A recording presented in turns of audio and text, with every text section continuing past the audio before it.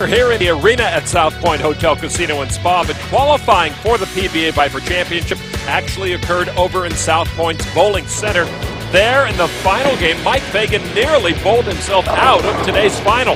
After averaging 238 over the first 13 games of qualifying, Fagan only managed a 171 in qualifying's final game. Well, that opened the door for Scott Norton, but he failed to capitalize, falling short of number 4 seed Fagan by just 1 pin.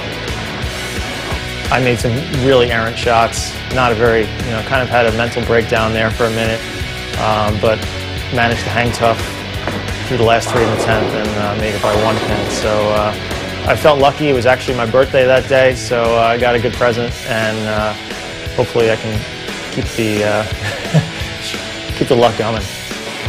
Sean Rash was number 1 in total pinfall for almost all of the Viper qualifying, averaging nearly 255 in the 8 games of the first round. But in the round of 16, well, that was a different story for Rash. He would slip to number 2 behind Brad Angelo, who climbed to the number 1 spot on today's show with a stellar round of 16 that was capped off with a 279 final game. So there you see the final results of qualifying. Angelo finishing with 3,344 total pins, averaging nearly 239 for the 14 games. An interesting battle here. In match number 1 of the PBA Viper Championship, neither Mike Fagan nor Mika Koivuniemi able to string any strikes together so far. The third member of our broadcast team today is Kimberly Pressler, who spoke with Major Mika before the match. Kimberly, what did he have to say? Well, Lon, I did speak to Mika, and I asked him, I said, just a few short weeks ago here at the World Series, you lost to Chris in the World Bowling Tour Championships, and I asked him, does that affect you coming into today? And he says, no, not at all. I've already forgot about it. I'm focused on today, and I have my eye on this championship. It would be championship number 10 for Major Mika. And this is an interesting battle we have going right here with Mike Fagan. Again, neither player with a double Fagan with just 1 strike through 5. And just one of those weird matches. You never know what's going to happen next. No doubles so far. Fagan with just 1 strike in the 4th. And now he's got one. Well, let's take a look at the left lane and the problems that Mike Fagan's had. He goes with a little more aggressive ball. The very first shot of the match, gets it too far wide, leaves the big washout. Then he goes to something a little bit straighter, tries to go with loft, then he tries to straighten out his angle, and the results have all been really ugly. 5-7-5 on his first ball, 3 shots in a row on the left lane. And 2 opens, both on the left lane. He's just struck on the right lane, now back into the pit of despair, the left lane.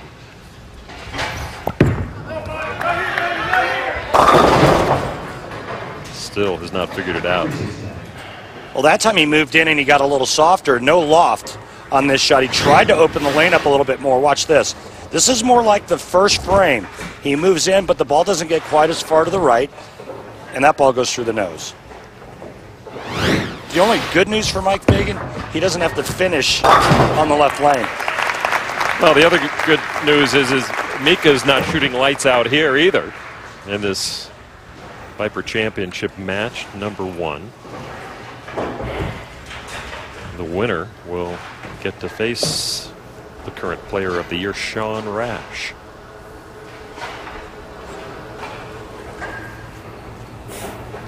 Now Mika struck on the left lane, and now here in the 7th frame, trying to go back to back.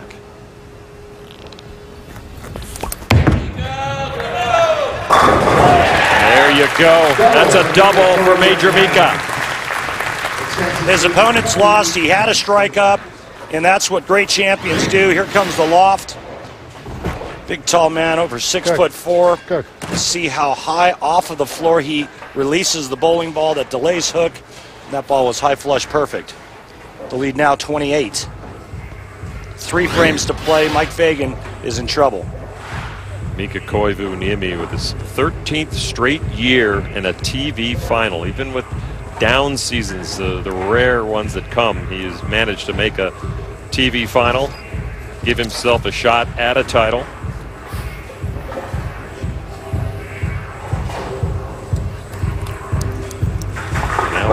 28 on Fagan. His goal, he says, is only to win once a year. So, yeah, but he said that because he's 45 now. Keep in mind, just 2 years ago, he was Player of the Year. So,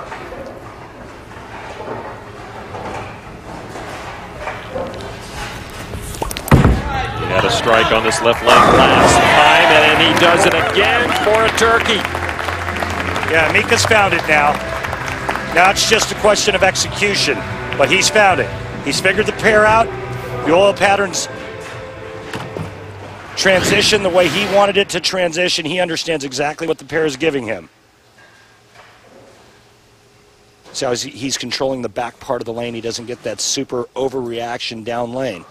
A lot of that has to do with his role and where his hand position is as it comes out of the ball. Fagan now on the right side comes up with a strike when he needed it.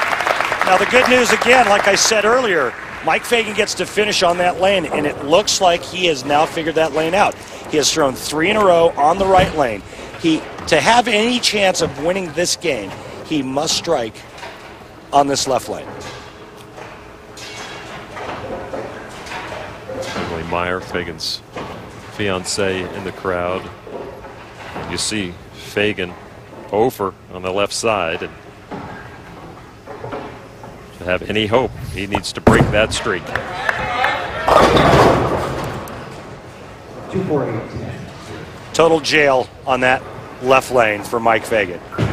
2-4-8-10. He just gave it a little bit of airtime. Watch this, just a little bit of loft to try to delay the hook. Remember, the last shot went through the nose. This would be the normal play, the normal adjustment.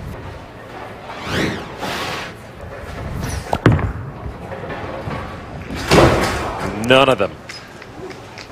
Fagan was all or none with that shot, down 56, and Fagan will be a spectator this next match. Mika Koivu-Niemi now with the advantage, going on that right lane after that open from Fagan, and Mika's just in a learning curve now. Just figure him out, move on to the next match.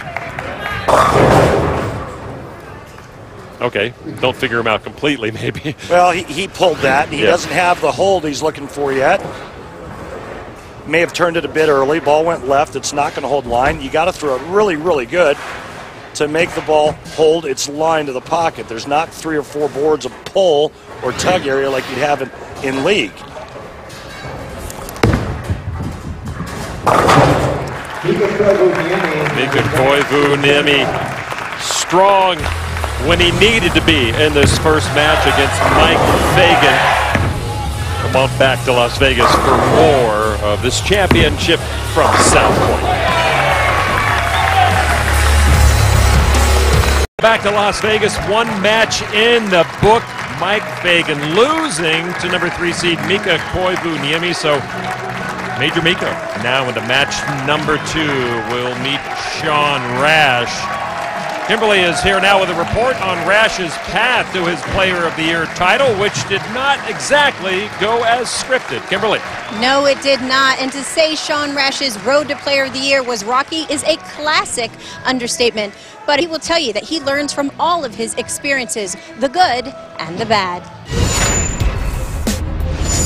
No one made more televised appearances at last year's Geico World Series of Bowling than Sean Rash, with 6 chances to bring home a title, including a major in the PBA World Championship.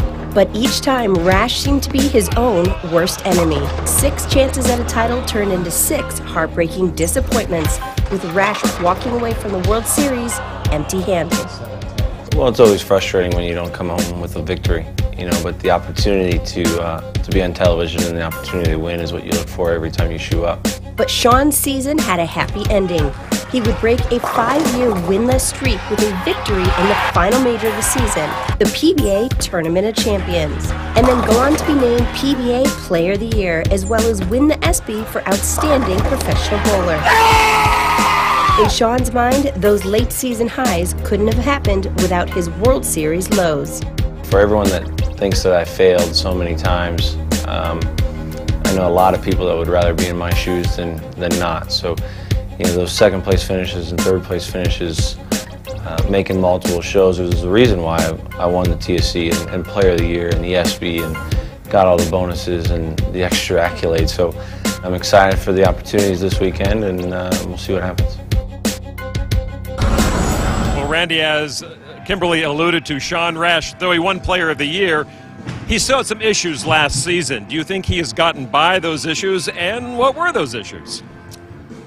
Well, first of all, let's not lose sight of the fact that Sean Rash dominated the World Series of Bowling. The only thing he didn't do was win.